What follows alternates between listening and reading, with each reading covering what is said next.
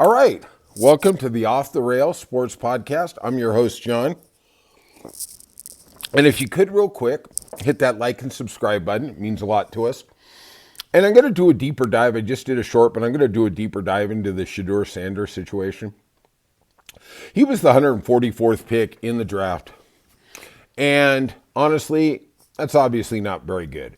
My grocery store clerk was actually picked 142nd, so I'm just saying. And he obviously comes with a lot of notoriety, being Deion Sanders' son. Deion Sanders is a magnetic personality. He captivates the room. He is in control of pretty much his own little universe. He gets to call the shots. And as late as last year, he was saying that I'm going to direct my son towards a market where he can facilitate and a team that can use his amazing skills, blah, blah, blah, blah, blah, blah. Well, F around and find out, right? So ESPN really bought into this. They drank the Kool-Aid all the way, especially Mel Kiper. And they said, oh, he could be the second pick. He could go to Cleveland. They need him, blah, blah, blah. Well, seems like Cleveland didn't quite need him as much as we thought, right? Cam Ward went number 1. Travis Hunter went number 2. And the wait was on. Now, look.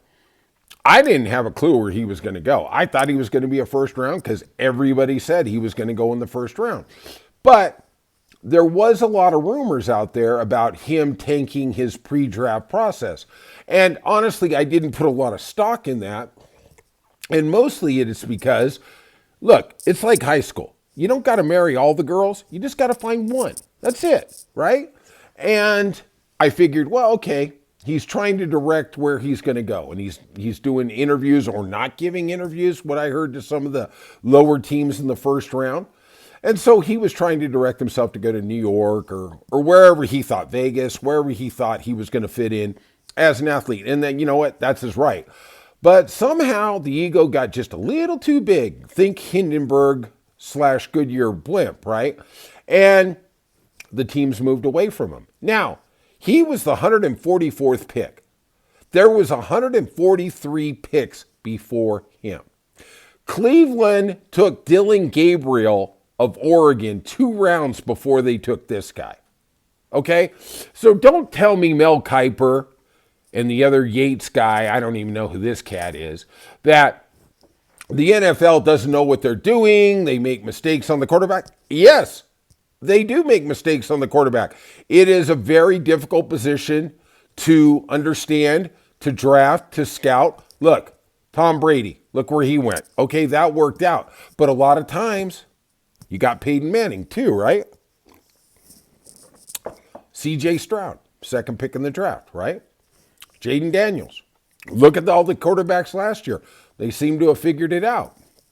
Well, Mel is jumping up and down like he's Rumpelstiltskin. Oh, these players, they don't know. Let's talk about some of Mel's past quarterback picks. Seems like in 2014, he said Johnny Manziel should have been the number 1 pick in the draft. Do I really even have to elaborate on how that aged so poorly? Worse than his terrible, terrible plastic surgery.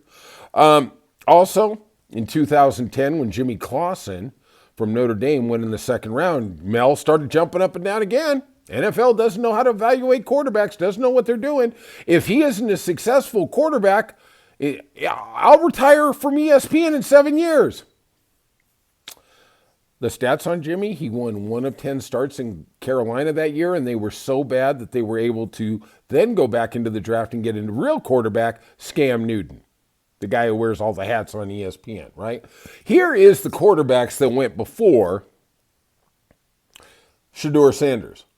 Cam Ward, Jackson Dart, Jalen Milroe, Dylan Gabriel, Tyler Suff. You know, there was a lot of very, very desperate teams out there. Okay? They still didn't take him.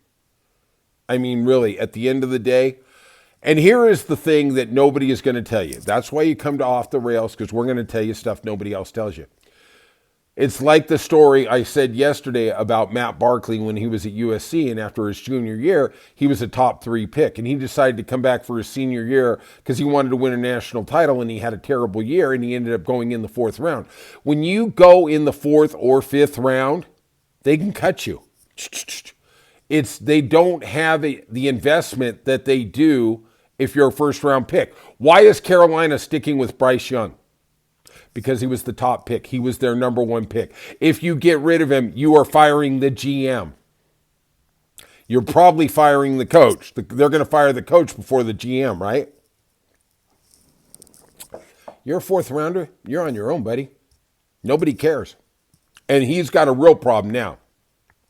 Because now he has to beat out another rookie. They're not keeping 2 rookies on the squad. No way. They're either him or Dillon Gabriel. And I'll tell you this, Dillon Gabriel, that guy's a winner. I don't know if he has the physical attributes to make a dent in the NFL. I'm not saying that. But if you ask me, he looks a lot like Bo Nix in Denver.